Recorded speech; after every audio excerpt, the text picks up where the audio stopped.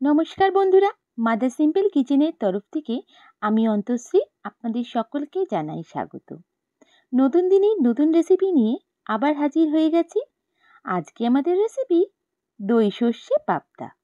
হ্যাঁ বন্ধুরা, আপনারা তো অনেকেই এই রেসিপিটা করে থাকেন বা অনেকেই অনেকভাবে করেন, তবে আমি কিভাবে করেছি সেটাই আজকে আমি আপনাদের সঙ্গে শেয়ার করেছি। একদম সহজ পদ্ধতিতে এই রেসিপিটা আমি করেছি। আশা করি আপনাদের ভালো লাগবে। আর এটার স্বাদ হয়েছিল অতুলনীয়।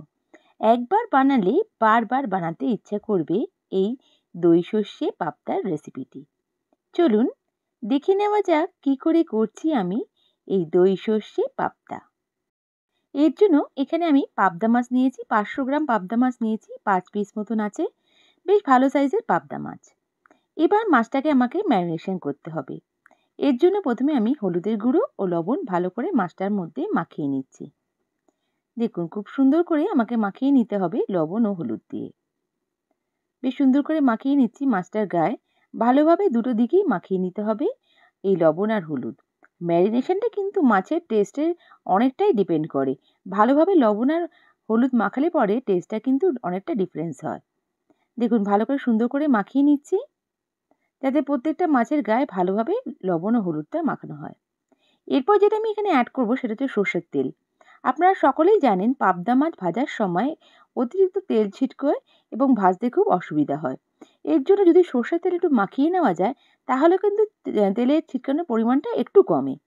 আমি বলছি না যে একদম ছিটকোবে না, কিন্তু অনেকটাই কমে যায়। এবার আমি এটা মশলা বানিয়ে নিই। এর জন্য প্রথমে আমি এখানে ব্যবহার করছি সাদা সর্ষে। এখানে 1 টেবিল স্পুন সাদা সর্ষে নিচ্ছি আর 1 টেবিল স্পুন কালো সর্ষে। আপনারা চাইলে এখানে আপনারা সাদা সর্ষে বা কালো সর্ষে দিয়ে করতে পারেন। পরিমাণ অনুযায়ী লবণ অ্যাড করছি আর দিচ্ছি কাঁচা লঙ্কা ঝাল অনুযায়ী। আর যেটা দেবো সেটা হচ্ছে টক দই।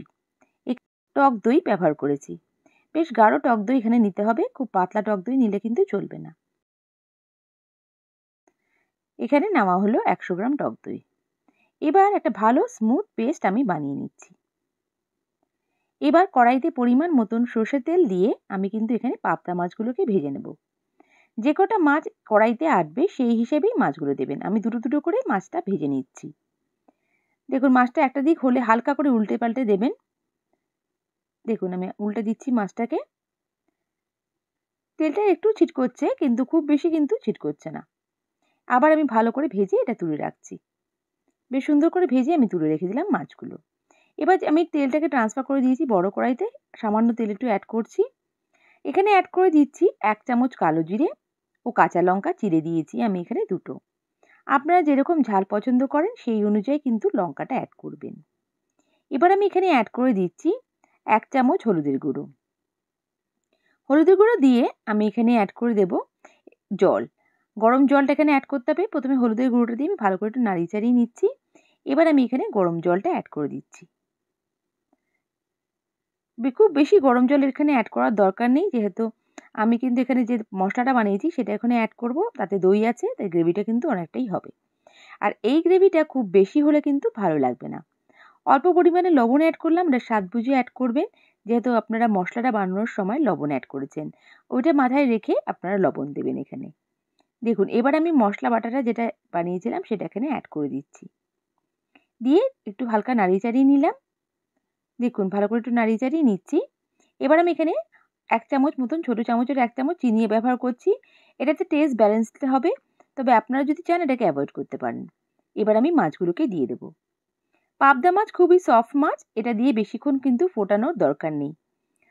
হালকা ফুটিয়ে নিলেই কিন্তু রেসিপিটা আমার তৈরি হয়ে যাবে। দেখুন, এবার একটু হালকা উল্টে পাল্টে নিচ্ছি যাতে মশলাটা ভালোভাবে মাছের গায়ে লেগে থাকে। দেখুন, এসব মাছগুলো আমি দিয়ে দিচ্ছি পরপর। জাস্ট 2-3 মিনিট ফুটিয়ে নিলেই কিন্তু রেসিপিটা তৈরি হয়ে যাবে। দেখুন, কিছুক্ষণের জন্য রাখছি মাছটাকে। মাছের গায়ে বেশ ঝোলটা যাতে একটুখানি জাস্ট লেগে থাকে সেই হিসেবেই করছি। আর আমি সার্ভ করার সময় একটু ধনেপাতা অ্যাড করে দেবো। ঝোলটা কিন্তু কিছুক্ষণ পর অনেকটাই টেনে যাবে। আমার রেসিপিটা কিন্তু একদম রেডি। গরম ভাতের সঙ্গে জাস্ট জমে যাবে এই রেসিপিটি। বন্ধুরা, আমার রেসিপিটা যদি ভালো লেগে থাকে প্লিজ লাইক করে সাবস্ক্রাইব করে আমার পাশে থেকে যাবেন। আর আমার এই রেসিপিটা কেমন লাগলো আমায় কমেন্ট করে নিশ্চয়ই জানাবেন। নেক্সট রেসিপি নিয়ে আবার হাজির হয়ে যাব। সবাই ভালো থাকবেন, সুস্থ থাকবেন। বাই। Thank you.